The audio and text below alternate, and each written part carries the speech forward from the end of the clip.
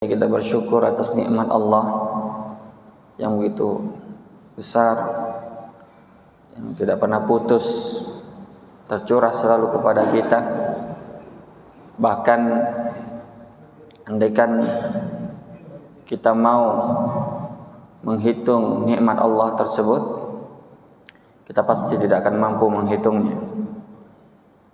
Wa in ta'uddu nikmatallah la tuhsuha. Jika engkau berusaha untuk menghitung nikmat Allah, maka engkau tak akan mampu menghitungnya. Dari itu, tidak pantas seorang hamba mengeluh, tidak pantas seorang hamba kufur nikmat, karena nikmat Allah masih terlalu banyak yang belum dia syukuri. Insyaallah pada kesempatan ini kita akan duduk mengkaji tentang suatu ilmu sangat penting untuk kita ketahui sebagai bentuk syukur terhadap nikmat umur yang Allah berikan, nikmat kesempatan yang Allah berikan kepada kita, yaitu ilmu mukhtalaful hadis. Sebagian kita mungkin baru mendengar istilah mukhtalaful hadis. Masyarul hadirin, semua kita pasti mencintai Nabi Shallallahu Alaihi Wasallam. Semua kita ingin masuk ke dalam surganya Allah. Itu tidak perlu dipertanyakan. Cuma permasalahannya adalah Nabi telah mengabarkan dalam sabdanya, kullu ummati yadkhulunal jannah. Jadi sudah ada garansi, jaminan dari Nabi bahwa semua umatnya itu pasti masuk surga. Kullu ummati yadkhulunal jannah. Semua umatku pasti masuk surga. Illa man aba. Kecuali yang tidak mau. Lalu sahabat mendengar pernyataan ini, sahabat merasa heran dan bertanya, wa qila man ya'ba ya Rasulullah. Adakah yang tidak mau ya Rasulullah? Siapa yang tidak mau ya Rasulullah masuk surga? Qala man ata'ani dakhalal jannah. Wa man asani faqad aba. Siapa yang mentaatiku pasti masuk surga. Namun siapa yang tidak mentaatiku berarti dia enggan untuk masuk ke dalam surga. Itu kaidahnya. Jadi siapa yang mentaati Rasul pasti masuk surga. Dan siapa yang tidak mentaati Rasul, maka dia enggan masuk surga. Maka konsekuensi dari mentaati Nabi SAW itu ada 4. Yang pertama adalah melaksanakan perintahnya. Yang kedua menjauhi larangannya. Yang ketiga membenarkan beritanya, hadis-hadisnya. Dan yang keempat, tidak beribadah kepada Allah kecuali sesuai dengan tuntunannya. Itu 4 konsekuensi dari taat kepada Nabi. Taib. Cuma permasalahan yang lain adalah kita ingin taat kepada Nabi Sallallahu Alaihi Wasallam, tapi terkadang kita bingung dihadapkan pada pertentangan antara khobar atau hadis dari Rasul sallallahu alaihi wasallam. Maka dari itu ilmu mukhtalaful hadis ini penting ini untuk 4 konsekuensi ini. Kita tidak akan mungkin bisa membenarkan berita dari Nabi, tidak akan mungkin bisa melaksanakan perintah dari Nabi, tidak akan mungkin bisa menjauhi larangan Nabi, dan tidak akan mungkin kita bisa beribadah sesuai dengan ketuntunan Nabi kecuali kita menguasai ilmu mukhtalaful, kecuali kita mempelajari ilmu mukhtalaful hadis ini. Jadi ilmu mukhtalaful hadis ini sangat penting, karena kalau kita tidak mengerti ini ilmu, maka kita tidak akan bisa mengamalkan hadis Nabi Sallallahu Alaihi Wasallam. Baik. Jadi apa makna atau definisi mukhtalaful hadis itu? Secara bahasa dia berasal dari bahasa Arab yang berarti ikhtalafa yakhtalifu, ikhtilaf, perbedaan. Itu artinya yakni mukhtalaful hadis secara bahasa. Secara istilah didefinisikan oleh Imam Nawawi yaitu dua hadis yang saling bertentangan, ya, dua hadis yang saling bertentangan pada makna lahiriahnya, pada makna zahirnya, ya, sehingga dilakukan upaya untuk mengkompromikannya. Dilakukan upaya apa? Untuk mengkompromikannya. Jadi ada dua hadis yang bertentangan secara zahirnya. Kenapa kita katakan secara zahirnya, secara lahiriahnya? Karena secara nyatanya tidak ada hadis Nabi yang benar-benar bertentangan. Itu mustahil. Mustahil hadis Nabi itu bertentangan secara nyata, tidak mungkin itu. Kenapa? Karena bersumber dari sumber yang sama. Dari siapa? Dari Allah. Nabi itu kan Rasul utusan Allah, tidak berbicara, memerintah, melarang kecuali dengan perintah Allah. Allah Subhanahu wa taala telah memberi garansi terhadap hal itu. Allah mengatakan dalam Al-Qur'an, "Wa ma yantiqu anil hawa in huwa illa wahyu yuha." Tidaklah Nabi berbicara dengan hawa nafsunya, melainkan dengan wahyu yang Allah turunkan kepadanya. Jadi Allah yang langsung menjamin itu, tidak mungkin itu Nabi apa? Mengada-ngada. Bahkan kalau Nabi mengada-ngada, Allah telah mengatakan di ayat yang lain, walau taqawwala alaina ba'dal aqawin la akhadna minhu bil yamin thumma laqata'na minhu watin. Andai kata Muhammad itu mengada-ngada atas kami, maka akan kami sentak dia dengan tangan kanan kami, akan kami putus urat nadinya pada saat itu juga. Artinya mati di tempat ketika Nabi apa? Berbohong atas nama Allah. Dan itu tidak mungkin terjadi. Nabi itu terpelihara, maksum, dijaga oleh Allah Subhanahu wa taala. Jadi makanya kita katakan secara lahiriahnya, secara kenyataannya tidak. Kapan dua hadis ini bertentangan secara kenyataan? Dua kemungkinan. Dua kemungkinan. Kalau betul-betul hadis ini secara kenyataannya bertentangan, dua saja kemungkinannya. Yang pertama, salah satunya pasti bukan hadis. Nah, itu wajar kalau bertentangan. Salah satu dan antara duanya pasti bukan hadis. Atau kalau tidak, dua-duanya adalah memang hadis, tapi yang satunya sudah dihapus hukumnya oleh hadis yang belakangan. Nah, itu biasa terjadi. Tapi kalau hadis ini benar-benar sahih dua-duanya dan bertentangan, secara kenyataan itu tidak akan mungkin terjadi. Baik. Contoh dari mukhtalaful hadis ini. Dan contohnya banyak, ratusan bahkan ribuan hadis. Tapi kita kasih contoh yang hadis-hadis populer saja yang mudah kita pahami untuk pendekatan. Contoh, Nabi SAW bersabda, la adwa wala tiyar. Tidak ada yang namanya penyakit menular, kata Nabi. Tidak ada yang namanya penyakit menular. Namun di hadis yang lain Nabi bilang, firru minal majzum firarokal asad. Larilah kamu dari majzum. Majzum itu sakit kusta, yakni penyakit menular. Firarokal asad, sebagaimana engkau lari dari apa? Dari singa. Tadi katanya apa? Tidak ada namanya penyakit menular. Sekarang lari dari penyakit menular. Kalau tidak ada penyakit menular, ngapain mesti disuruh lari dari penyakit menular? Pertentangan apa tidak? Ya jamaah, pertentangan apa tidak itu? Dua-duanya hadis ini. Tadi dibilang apa? Tidak ada namanya penyakit menular. Terus setelah itu Nabi bilang lagi, Nabi, larilah dari penyakit menular. Nah, disinilah perlunya ilmu mukhtalaful hadis. Pentingnya mukhtalaful hadis. Kalau tidak kena syubhat, apalagi kalau orang-orang yang benci itu terhadap Islam, bisa Anda masukkan syubhat lewat sini.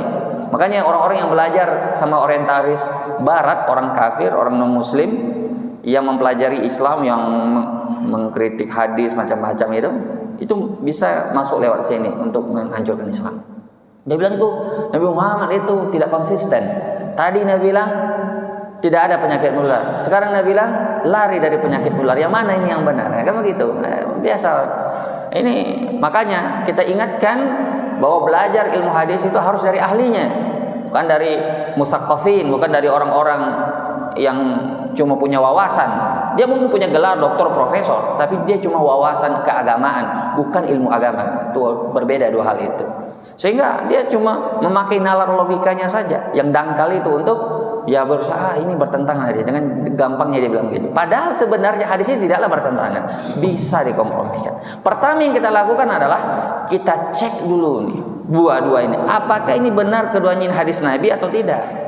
Kalau salah satunya bukan hadis Nabi atau dua-duanya bukan hadis Nabi, tidak perlu kita capek-capek untuk mencari. Kenapa? Ya jelas wajar perkataan manusia biasa bertentangan toh. Setelah kita teliti, ternyata dua-duanya adalah hadis Nabi SAW. Betul, sahih. Hadis Nabi SAW keluarkan Bukhari dan Muslim. Hadis sahih, tidak ada keraguan padanya. Nah, sisa bagaimana kita mengkompromikannya. Ternyata setelah kita lihat, hadis yang pertama ini ternyata adalah bantahan terhadap Nabi untuk keyakinan orang Arab jahiliyah pada masa itu. Jadi orang Arab jahiliyah itu meyakini bahwa penyakit itu menular dengan sendirinya, bukan atas kehendak Allah, menular dengan sendirinya. Begitu juga ada sebagian sahabat dari Arab Badui datang kepada Nabi mengadu, ontanya tertular penyakit dari temannya, dari teman onta yang lainnya, menular. Ini yang dibantah oleh Nabi. Jadi yang pertama tadi bantahan terhadap apa? Keyakinan orang Arab bahwa penyakit itu menular dengan sendirinya, sehingga Nabi mengatakan la adwa, tidak ada penyakit menular dengan sendirinya. Ini maksudnya ini hadis. Jadi maksud dari hadis la adwa di sini tidak ada penyakit menular dengan sendirinya. Jadi yang dinafikan adalah penyakit menular dengan sendirinya, bukan penyakit menularnya. Artinya apa?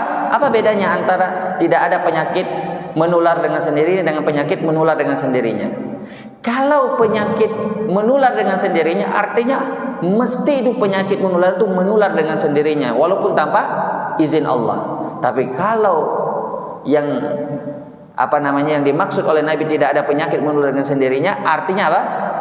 Artinya kalau Allah berkehendak bisa saja itu menular. Kalau Allah tidak berkehendak tidak menular. Paham apa tidak maksudnya? Contoh, kemarin baru selesai orang pandemi. Dalam satu keluarga itu ada satu orang anggota keluarga kena virus misalnya. Apakah mesti satu keluarga itu kena virus semua atau tidak? Atau ada juga yang tidak kena? Ada yang tidak kena. Dokter berusaha memberi alasan argumen ilmiah, mungkin yang tidak kena itu lagi apa? Kuat imunitas tubuhnya, imunnya. Artinya itu alasan ilmiahnya lah. Tapi ini maksudnya bahwa penyakit itu tidaklah menular dengan sendirinya, dengan izin Allah. Kalau Allah mengizinkan, menular dia. Kalau Allah tidak mengizinkan, dia tidak menular. Makanya saya dikasih tahu juga oleh mantan direktur rumah sakit Inusina ini dari Jepang, Prof. Husni Tandra. Beliau bilang penyakit kusta ini termasuk penyakit paling tua, sudah ada saja zaman dahulu. Dan penyakit kusta ini pernah ada ibu bapaknya itu terkena penyakit kusta. Anaknya tidak terkena penyakit kusta, padahal ini anaknya disusui oleh ibu yang penderita penyakit kusta, bapaknya penyakit kusta, tapi anaknya tidak tertular penyakit kusta. Coba bayangkan. Alasan kami sebagai dokter, kata beliau, palingan kami bilang imun anaknya ini kuat. Tapi kalau kita alasan agamanya itu tadi, bahwa dia menular dengan izin Allah. Kalau tidak diizinkan oleh Allah, dia tidak akan menular. Nah, ini yang dimaksud la adwa di sini. Adapun yang kedua, firra minal majzum firara kal asad, larilah kau dari penyakit kusta atau penyakit menular seperti mana kau lari dari singa, itu adalah penetapan terhadap penyakit menular, tapi melakukan sebab. Artinya walaupun kita kadang lari dari penyakit menular, kadang juga kita bisa kena. Cuman kita harus mengambil apa? Sebab. Seperti orang berobat, bisa sembuh? Bisa tidak toh? Apakah setiap orang berobat pasti sembuh? Kan tidak. Tapi kita tetap disuruh berobat. Ya sembuh, tidak urusan Allah. Sama, firara minal majzum firara kal asad, ya lari kamu dari penyakit menular, itu bentuk dari mengambil sebab. Bentuk dari mengambil sebab. Makanya Nabi juga dalam hadis yang lain, bentuk pengambilan sebab ini turidul mumrid minal musih. Jangan kamu gabungkan antara onta yang sakit dan onta yang sehat. Itu bentuk pengambilan sebab supaya tidak menular dia. Padahal Nabi sudah bilang tadi bahwa penyakit itu bisa saja menular, bisa saja tidak, dengan izin Allah. Tapi tetap diambil subab. Artinya kita dilihat di sini. Hadis yang menafikan tadi la adwa itu penafian bukan penyakit menularnya. Tapi yang dinafikan di sini adalah tidak ada penyakit menular dengan sendirinya. Itu. Jadi dia bisa dikompromikan. Bisa dikompromikan. Itu contoh saja. Taib. Contoh yang lain sebanyak hadis-hadis yang berkaitan dengan masalah ini contohnya. Taib. Apa pentingnya ilmu mukhtalaful hadis ini? Pentingnya ilmu mukhtalaful hadis ini satu pertama adalah untuk menolak syubhat orang-orang yang ingin merusak hadis-hadis Nabi. Menolak syubhat. Yang menolak syubhat artinya bisa syubhat berasal dari luar Islam, berasal dari umat Islam sendiri. Dari luar Islam ya palingan tadi orang orientalis yang ingin mengatakan Nabi itu pelin-pelan, Nabi itu tidak konsisten, hadis itu saling kontradiktif satu sama lain. Itu dari luar Islam. Ada yang dari dalam Islam itu sendiri, yaitu orang-orang yang tidak ngerti hadis tapi berbicara hadis, sehingga bikin orang bingung, rancu dia mengambil kesimpulan hukum, baru hafal satu hadis langsung keluar hukum di situ.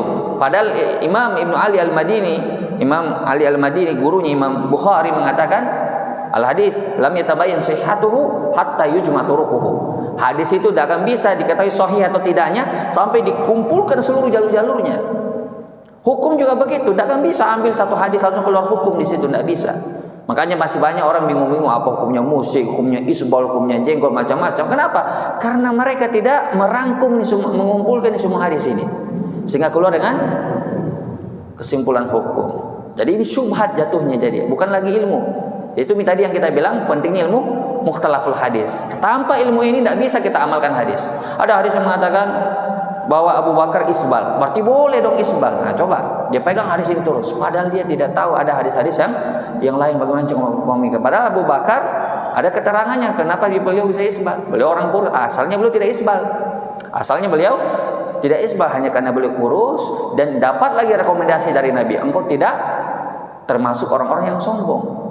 Nah orang yang isbal hari ini siapa yang kasih rekomendasi bahwa dia tidak termasuk orang yang sombong? Coba. Itu contoh saja.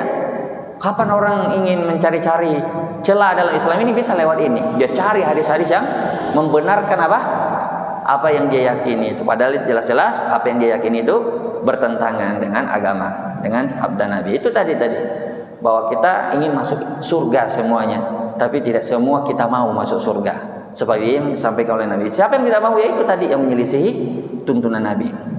Baik. Yang kedua, menetapkan kemaksuman Nabi SAW. Ini membuktikan bahwa perkataan Nabi itu adalah perkataan yang maksum. Kapan ada perkataan yang menyelisih perkataan maksum bisa kita periksa di hadis. Tidak mungkin perkataan Nabi bertentangan. Mesti ada yang salah. Kalau tidak, kesalahan dalam salah satu perkataan. Kalau tidak, bisa juga terjadi pada kesalahan perawinya. Perawi yang thiqah, yang terpercaya, yang kredibel, terpercaya sekalipun bisa keliru. Maka kita bisa memeriksa hadis tersebut kalau seandainya ada pertentangan. Nanti akan kita jelaskan sedikit. Baik. Dan menjelaskan juga bahwa hadis itu cocok di setiap masa dan setiap tempat. Tidak hanya di masa tertentu saja. Dan ada di masa Nabi saja. Banyak kadang-kadang orang dia katanya cinta kepada Nabi, suka ya dengan sunnah Nabi. Tapi masalahnya tatkala ada hadis yang bertentangan dengan akalnya, dia tolak. Contoh yang paling sering ditolak itu hadis masalah lalat itu. Apabila satu sayap lalat itu masuk ke dalam bejana, idza waqa'a zubabu fi ina'i ahadikum, apabila masuk seekor lalat dalam bejana salah seorang dari kalian, maka falyatbisha, dia celupkan keduanya sayapnya itu ke dalam bejana tersebut. Karena kenapa? Karena salah satu dari sayap lalat itu membawa penyakit, salah satunya membawa penawarnya, membawa obat. Jadi kapan dicelupkan dua-dua sayap itu tidak membahayakan. Itu bunyi hadisnya. Tapi datang orang belakang bilang tidak terbukti secara ilmiah katanya. Berarti hadis ini bermasalah. Padahal hadis itu dikeluarkan oleh Imam Bukhari. Kenapa? Karena akalnya bilang, wah itu kan lalat binatang kotor, suka hinggap di tempat-tempat kotor. Ini hadis masuk akal ini. Langsung mereka kali nol. Itu orang-orang biasa mustaqafin, itu orang-orang yang belajar hadis tapi bukan dari ahli hadis. Nah, sebetulnya banyak hadis-hadis yang secara ilmiah yang diucapkan oleh Nabi terbukti belakangan. Banyak sekali contohnya Nabi ketika menyabdakan masalah bahwa setiap manusia itu memiliki 360 sendi dan setiap sendi itu disedekahkan, ya kan? Hadis tentang sholat duha itu. Di mana Nabi itu tahu manusia itu punya 360 sendi? Dari mana? Beliau bukan dokter. Nanti di belakangan oleh ilmu kedokteran modern ternyata betul sendi manusia itu 360. Belum lagi penelitian tentang keutamaan puasa itu, yang sampai penelitinya itu dari Jepang itu, kalau tidak salah selama 16 tahun dia teliti itu, yang dia sebut dengan teori autopagi itu, bahwa sel itu memakan dirinya sendiri sehingga orang puasa itu akan sehat, kan banyak penyakit-penyakit berbahaya dalam tubuhnya akan hilang karena sel-sel yang tidak terpakai itu dimakan oleh selnya sendiri karena proses puasa itu yang menimbulkan proses autopagi namanya. Itu dapat Nobel itu dia itu, Nobel di bidang kesehatan. Itu dari konsep Islam. Nah, ada seorang guru kami, Prof. Basim, dia seorang ahli hadis juga. Dia bilang, itu tahun 1945, tahun merdeka kita ya, tahun 1945. Itu ada 2 orang ilmuwan Jerman meneliti tentang ini sayap lalat ini. Apakah betul satu sayapnya membawa penyakit, satunya lagi membawa obat? Sebab ini ilmuwan ini bukan orang Islam. Tapi dia lihat banyak hadis-hadis Nabi ilmiah sesuai dengan hasil penelitian orang belakangan, sehingga dia penasaran. Dia pengen buktikan juga hadis yang ini. Ternyata setelah diteliti oleh 2 orang ilmuwan Jerman ini tahun 45 itu terbukti memang betul seperti oleh Nabi. Baru banyak orang-orang percaya, wah betul ini. Aneh kan kita. Pas ilmuwan yang bilang kita percaya, tapi Nabi kita yang bilang kita tidak percaya. Nah ini masih ada keiman di hati kita. Ini jadi permasalahan kita sebagian. Padahal kalau hadis itu sahih, tidak perlu kita ragu. Walaupun kadang akal kita tidak sampai ke situ. Tapi kalau kita yakin ini hadis-hadis sahih sudah. Itu dibilang Nabi, itu adalah wahyu. Itu berita dari Nabi sudah pasti benar. Tidak mungkin tidak. Itu sikap orang yang beriman kepada Nabi SAW. Jadi dia itu menetapkan bahwa Islam itu cocok di setiap zaman, di setiap makan, tidak akan pernah berubah. Taib. Nah, dengan adanya ilmu mukhtalaful hadis ini, kita bisa juga menyingkap kekeliruan perawi. Disinilah kita ini, terutama yang mengaku dirinya bermanhaj salaf. Itu orang yang bermanhaj salaf itu terkenal dengan kehati-hatiannya dalam beragama. Tidak seperti orang-orang pada umumnya yang penting ada bahasa Arabnya, katanya ini hadis Nabi, tidak mau mereka cek. Orang yang bermanhaj salaf tidak. Bahkan hadis yang katanya notabene pun sahih perlu dia cek lagi, betul sahih atau tidak, baru dia amalkan setelah itu. Jadi dia berdalil dulu baru beramal, bukan sebaliknya. Banyak orang terbalik dalam beragamanya, dia beramal dulu baru dia cari-cari dalil. Itu namanya bukan dalil Pak, dalih, pendalihan, bukan pendalilan. Tahu dalih kan? Cari-cari, yang penting cocok lah. Ibaratnya tali kerbau itu, tali kerbau ditarik, dipaksa.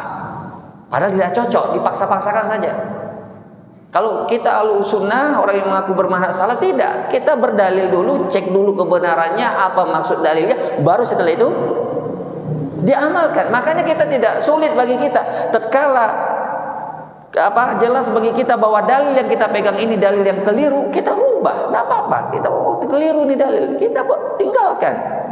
Makanya kadang Imam Ahmad jelas baginya suatu permasalahan, dia tinggalkan itu pendapat lamanya, tidak ada masalah. Imam Syafi'i ada qaulul jadid, ada qaulul qadim, perkataan lamanya berubah beliau di perkataan barunya, tidak ada masalah. Ulama besar ini, jangan dibilang mereka pelin-pelan, tidak, mereka berputar dengan kebenaran dimanapun kebenaran itu berputar. Tidak ada mereka.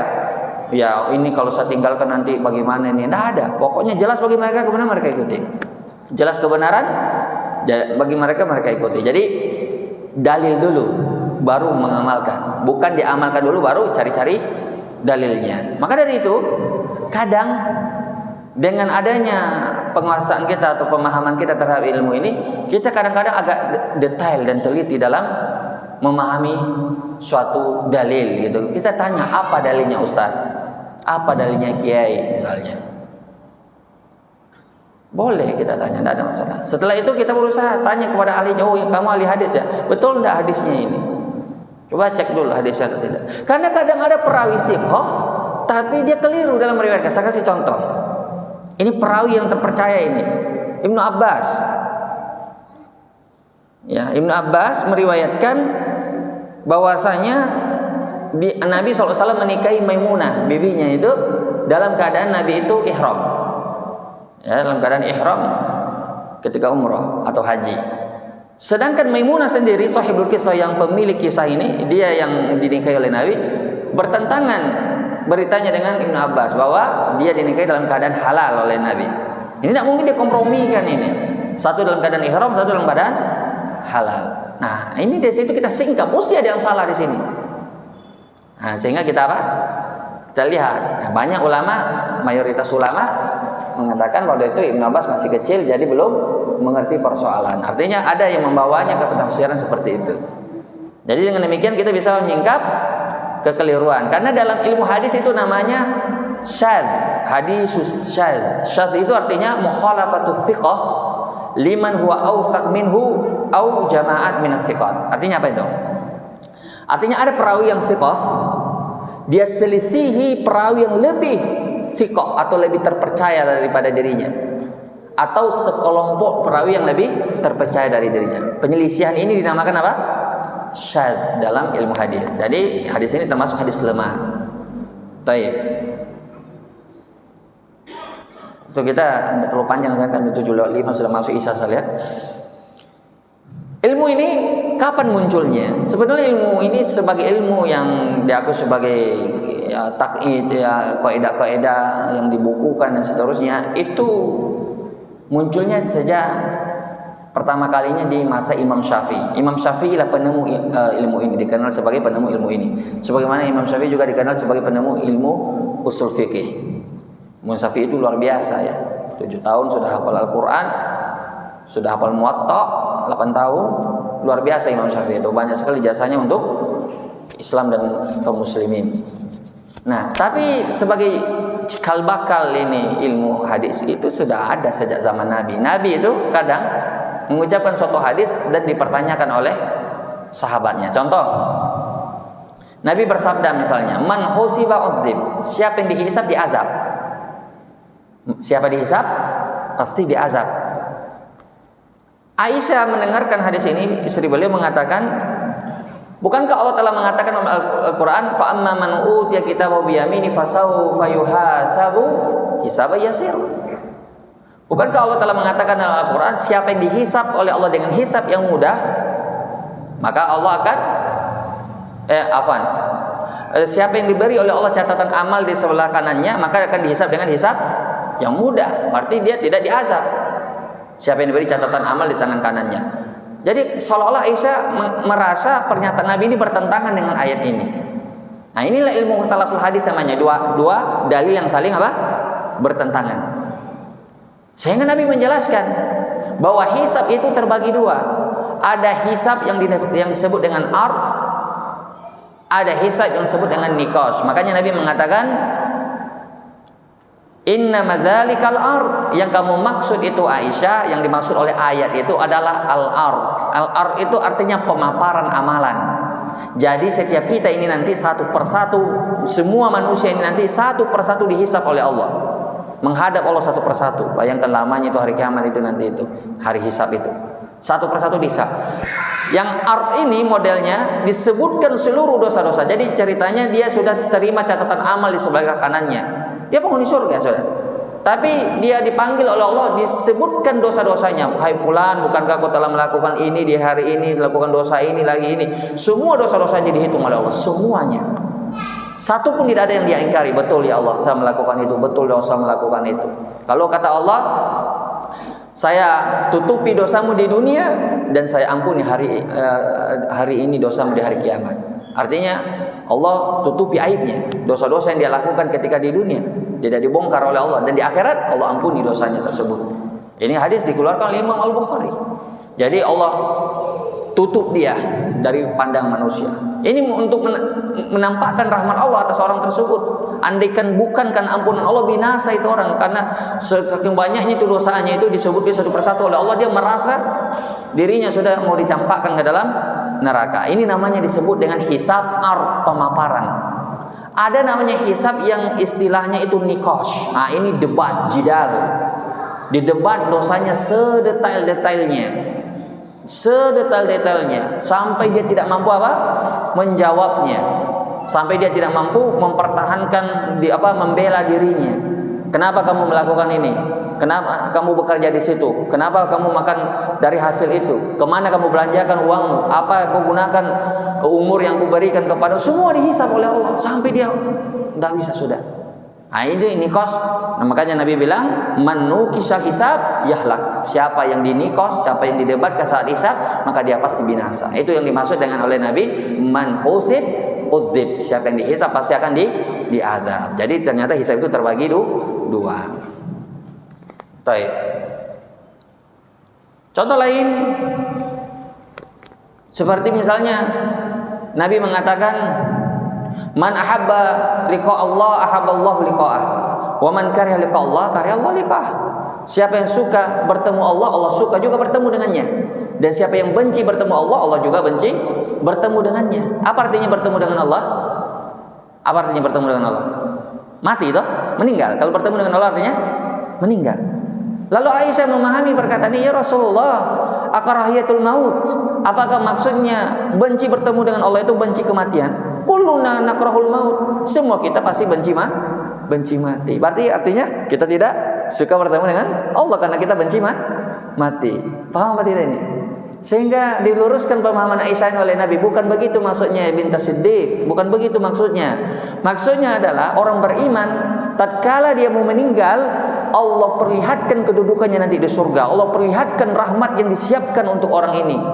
Lalu setelah itu dia mengharapkan cepat-cepat untuk mati karena dia sudah perlihatkan kedudukannya di surga. Sedangkan orang kafir, orang pelaku maksiat, Allah perlihatkan tempat duduknya di neraka. Allah perlihatkan azab yang sudah menunggunya sehingga dia benci untuk mati, benci untuk bertemu dengan Allah. Nah, ini maksudnya. Jadi bisa dia dikompromikan. Tidak ada pertentangan. Jadi hal-hal yang seperti ini terjadi juga di masa Nabi. Contoh lain, ketika Umar bin Khattab radhiyallahu taala anhu ditusuk perutnya oleh Abu Lu'lu' al-Majusi, dia tidak langsung meninggal itu Umar. 3 hari kemudian baru meninggal. Nah, ada seorang kerabat beliau menangis, sedih, seolah-olah meratap. Lalu Umar mengatakan, yu'adzabul mayyit bibukai ahli. Nabi bersabda bahwa mayit itu disiksa karena ratapan keluarganya. Aisyah radhiyallahu taala anha, istri Nabi, mendengarkan perkataan Umar ini mengingkari. Beliau bilang, rahimallahu Umar, semoga Allah merahmati Umar. Tidak pernah Nabi mengatakan demikian. Cukuplah ayat mengatakan wala taziru waziratu wizra ukhra. Tidak ada orang lain menanggung dosa orang lain, masing-masing menanggung dosa sendiri. Masa orang ini yang meratap, ini yang menanggung ininya siksanya? Itu yang dipahami oleh Aisyah. Wala taziru waziratu wizra ukhra. Jadi keluarganya yang meratap, masa dia yang kena siksa? Apa hubungannya? Keluarganya berbuat dosa, mayitnya yang kena siksa, kan begitu? Makanya Imam Al-Bukhari membuat bab di dalam sahihnya, bab yu'adzabul mayyit bibukai ahli. Bab mayit itu disiksa karena tangisan atau ratapan keluarganya. Ya, ratapan maksudnya sini. Kalau satu, dia mewasiatkan kepada keluarganya untuk meratap. Dan ini terjadi di masa jahiliyah. Ada memang orang dibayar khusus untuk meratapi. Iya ada, supaya nangis-nangis pas dia mati, supaya apa? Supaya dia tahu ini orang hebat, orang besar yang meninggal. Atau dia tidak mewasiati, tapi dia diam-diam saja, padahal dia punya kesempatan untuk mengingkari. Bilang misalnya dia wasiatkan, kalau saya meninggal tolong jangan ratapi saya. Tapi dia tidak mengingkari itu, dia diam-diam saja, seolah-olah membiarkan. Tapi kalau dia sudah mewasiatkan, dia bilang kalau saya meninggal jangan ratapi saya. Tiba-tiba dia meninggal dan keluarganya tetap meratapinya, maka dia berlepas diri dari itu, sudah tidak kena dia. Nah, itu maksudnya. Jadi ada hal-hal yang seperti itu yang dinamakan dengan ilmu mukhalaful hadis. Maka dari itu saya katakan hadis-hadis yang seperti ini banyak di dalam agama kita. Sebetulnya bisa dikompromikan, tapi kadang kita mungkin belum sampai saja ilmunya. Jadi jangan buru-buru kita mengambil hukum dari satu hadis sampai kita kumpulkan seluruh hadis itu, baru kita amalkan itu hadis. Sekarang contoh, misalnya ada hadis mengatakan idza dakhala ahadukumul masjid fala yajlis hatta yusolli rakaatain. Apabila salah seorang di antara kalian masuk masjid, maka jangan dia duduk kecuali sholat 2 rakaat. Yang kita kenal dengan sholat apa itu? Tahiyatul masjid. Idza dakhala artinya kapanpun kamu masuk, sholat tahiyatul masjid dulu baru duduk. Tapi ada hadis lain mengatakan waktu-waktu terlarang dalam sholat. La sholata ba'dal fajr hatta tatlu asy-syams wa la sholata ba'dal asr hatta taghruba asy-syams. Tidak ada sholat sesudah subuh sampai matahari terbit. Bagaimana kalau ini orang masuk masjid di waktu terlarang? Misalnya nih, dia habis sholat subuh di masjid lain, ada kajian di sini, dia sudah selesai subuh sana, berarti tidak boleh lagi dia sholat sunnah. Nah, masuk dia ke sini langsung duduk atau bagaimana? Atau dia berdiri? Kalau dia duduk, dia langgar hadis. Kalau dia duduk, dia langgar hadis sholat tahiyatul masjid, kan Nabi bilang jangan duduk sampai sholat 2 rakaat. Tapi kalau dia sholat, dia langgar hadis larangan waktu sholat. Yang mana itu mau dikerja? Duduk salah, berdiri juga salah. Nah, itu pentingnya ilmu mukhalaful hadis. Imam Syafi'i punya cara metode dalam mengkompromikan kedua hadis. Caranya adalah ditakyid, atau artinya dikhususkan ini hadis larangan untuk apa? Untuk hadis untuk sholat-sholat yang memiliki sebab. Jadi beliau teliti bahwa ternyata di waktu terlarang ini ada beberapa sholat yang dibolehkan oleh Nabi. Contoh, ada seorang sahabat, beliau belum sholat qobliyah atau sholat sunnah sebelum subuh. Lalu dia sholat subuh bersama Nabi. Setelah itu dia qodok itu 2 rakaat. Yang tadi dia belum sholat itu. Ini di waktu terlarang ini. Dia langsung setelah sholat subuh dia sholat 2 rakaat. Lalu Nabi bertanya, apakah sholat subuh 4 rakaat? Dia bilang, tidak ya Rasulullah, hanya tadi saya sholat belum sholat sunnah sebelum subuh. Dia bilang Nabi pun diam. Artinya Nabi membolehkan. Begitu juga Nabi sendiri. Nabi pernah sholat mengkodok sholat rawatib ba'da zuhur itu di waktu setelah asar. Jadi beliau kedatangan tamu, disibukkan, sehingga beliau tidak sempat sholat sesudah zuhur 2 rakaat itu. Akhirnya setelah sholat asar beliau mengkodoknya. Ini waktu terlarang ini. Tapi Nabi mengkodok di waktu tersebut.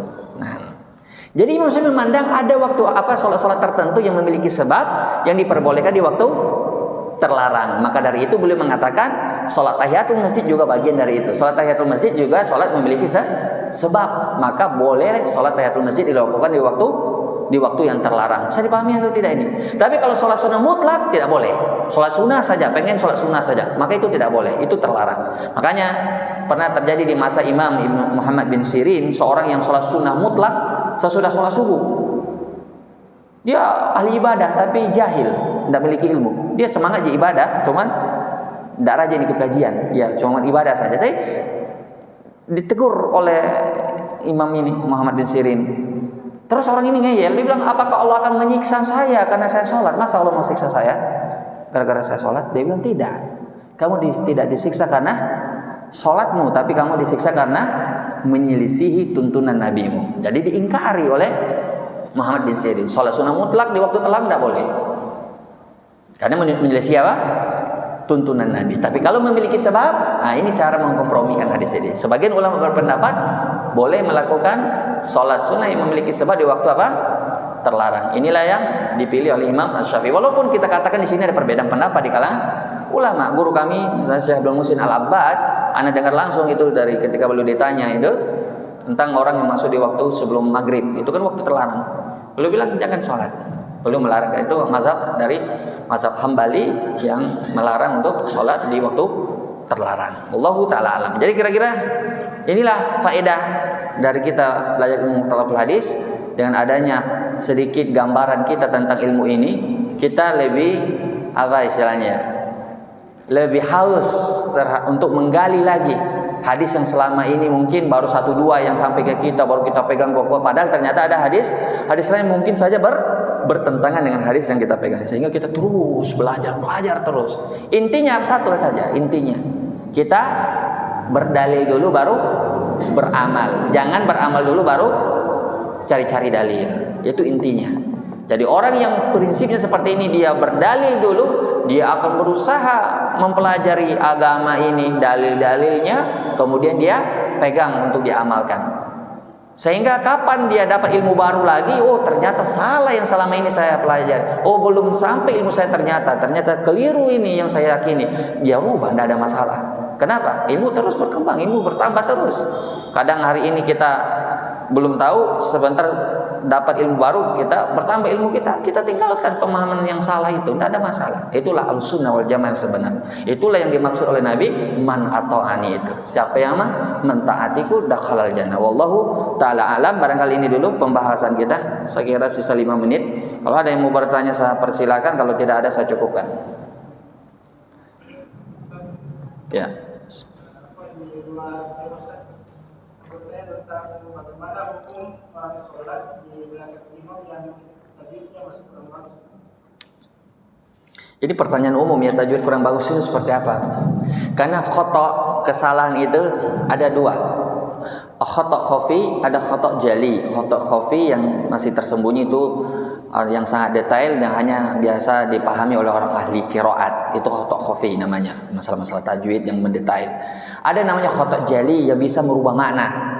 Kapan dia salah berubah makna, itu bisa batal sholat orang. Contoh ketika khata jali itu terjadi pada Al-Fatihah yang merupakan apa? Rukun sholat. Misalnya bilang siratal ladzina an'amta alaihim, misalnya sudah hilang giginya semua toh, tidak mampu dia membedakan antara nun dan mim. Jadi dia bilang siratal ladzina an'amta alaihim, itu sudah tidak benar artinya itu. Atau dibilang iyyaka na'budu wa iyyaka nasta'in, itu sudah berubah total artinya itu. Mestinya bertasdid iyyaka na'budu wa iyyaka nasta'in. Tapi dia bilang iyyaka na'budu wa iyyaka nasta'in. Nah, itu memang kelihatannya sepele ini, tapi ini bisa membatalkan sholat karena berubah maknanya. Kalau iyyaka na'budu tanpa tasdid itu kepada matahari kami menyembah. Artinya kalau kita menerjemahkan. Tapi orang yang tidak ngerti bahasa Arab ya biasa-biasa aja mereka dengan. Tapi kalau ngerti bahasa Arab, batalnya ini akibatnya ini. Karena dia ngerti. Nah, itu. Jadi kesalahan yang jali itu kadang bisa membatalkan sholat. Maka tidak boleh seorang imam maju kalau dia belum fasih atau bagus tajwidnya. Karena Nabi memberi tuntunan, ya umukum aqra'uhum li kitabillah, yang menjadi imam yang paling hafal. Yang kalau hafalannya sama, yang paling hafal hadis Nabi. Kalau hafal hadisnya sama, maka yang paling tua atau yang lebih duluan hijrahnya. Itu tuntunan untuk menjadi imam. 6. Misalnya sudah terlanjur jadi imam, kita bermakmum di belakangnya bagaimana? Apakah kita harus mundur dan sholat sendiri atau lanjut makmum? Kalau dapat kondisinya yang kesalahan fatal tadi itu, iya, 2 kemungkinan. Kita kita mundur dan sholat sendiri, atau kita batalkan sholat kita, tidak usah sholat di situ supaya tidak terjadi fitnah. Karena sebagian masjid ada seperti itu imamnya, dan imamnya tidak mau diganti. Mungkin imam sudah senior, sudah tua di situ, sehingga tidak mau diganti. Mudah-mudahan ada jadi seniasa. Mohon maaf kalau ada tersinggung ini. Tapi artinya kalau ada yang seperti itu bisa fatal sekali akibatnya. Nah, silakan kalau ada yang mau bertanya. Silakan.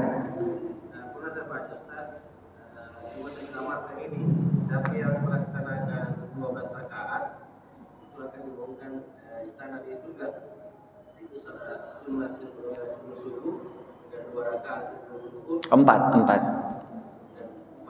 sebelum zuhur. 2 rakaat dan 2 rakaat sesudah 2 rakaat sesudah maghrib, 2 rakaat sesudah isya. Dengan tersisa 12 rakaat. Terus ada apa lagi nih hadis perlu saya amalkan ini, itu 4 rakaat sebelum zuhur Nah, 4 rakaat sesudah duhur, apakah sahihnya hadis ini? Baik. Ini hanya perbedaan masalah rakaat rawatib saja di kalangan ulama. Berapa sih sebenarnya sholat sunnah rawatib Nabi SAW? Nah, ada yang mengatakan 10, ada yang mengatakan 12. Itu tadi perbedaan dalil itu.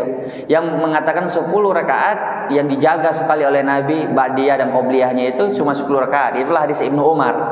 Karena redaksinya hadis Ibnu Umar, saya ingin benar-benar ingin melihat sholat sunnahnya Nabi yang qobliyah ba'diyah itu. Betul-betul ingin sampai-sampai dia bertanya kepada saudarinya Hafsah, apakah Nabi sholat 2 rakaat sebelum subuh ketika di rumah? Sampai segitunya Ibnu Umar ingin tahu itu.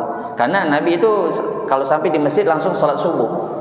Jadi beliau sholat subuh atau qobliyah subuh atau tidak itu tidak ditahu kecuali oleh istri-istrinya, karena beliau melakukannya di mana? Di rumahnya. Makanya Ibnu Umar bertanya kepada Hafsah. Jadi ternyata Nabi sholat qobliyah 2 rakaat sebelum subuh, kemudian 2 rakaat sebelum zuhur, 2 rakaat sesudahnya, 2 rakaat sesudah maghrib, dan 2 rakaat sesudah isya. Jadi inilah 10 rakaat. Inilah yang dikuatkan oleh banyak ulama, termasuk guru-guru kami dulu waktu kami belajar fikih sunnah ini, ya, menguatkan yang 10 rakaat.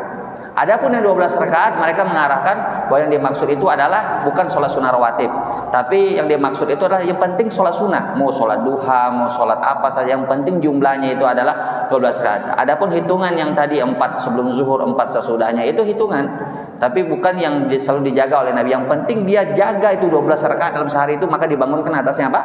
Rumah di surga. Nah, itu dia.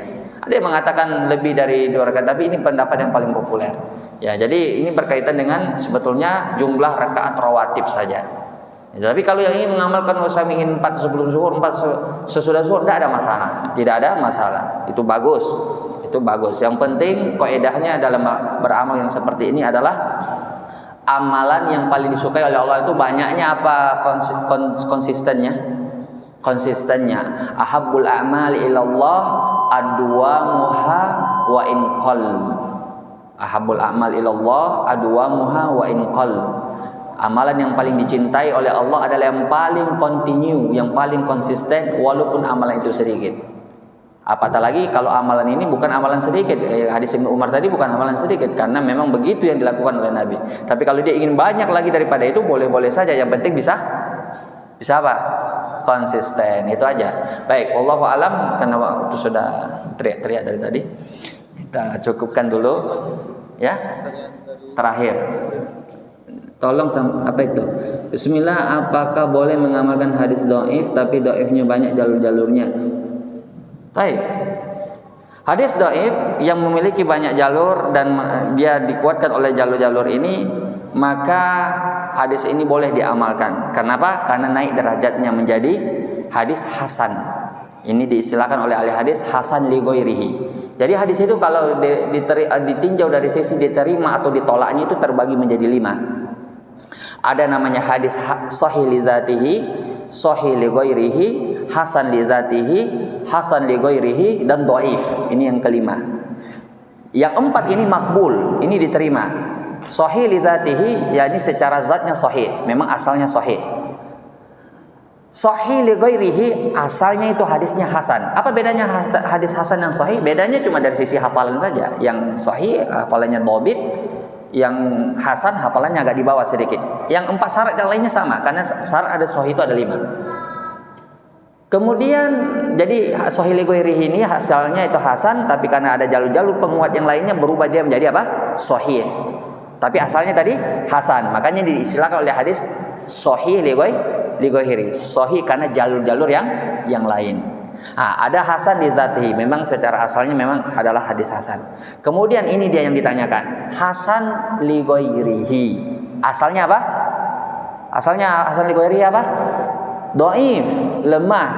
Tapi karena ada jalur-jalur lain yang menguatkan, maka naik apa? Derajatnya menjadi hasan. Inilah dinamakan hasan li ghairihi, dan ini makbul. Ini termasuk jenis hadis yang diterima dan diamalkan. Adapun dhaif yang tidak bisa dikuatkan, maka itu tidaklah bisa diamalkan. Wallahu taala alam. Adapun yang ditanyakan azan bayi itu ada perbedaan pendapat di kalangan ulama. Syekh Shalih Fauzan menfatwakan boleh ya mengamalkan hadis mengazankan bayi. Tapi di sini kita harus akui bahwa ada perbedaan pendapat di kalangan ulama. Wallahu a'lam. Kita cukupkan dulu pembahasan kita pada pertemuan ini. Naktafi bihadzal qadar, subhanallahi bihamdik, asyhadu an la ilaha illa anta, astaghfiruka wa atubu ilaik. Assalamualaikum warahmatullahi wabarakatuh.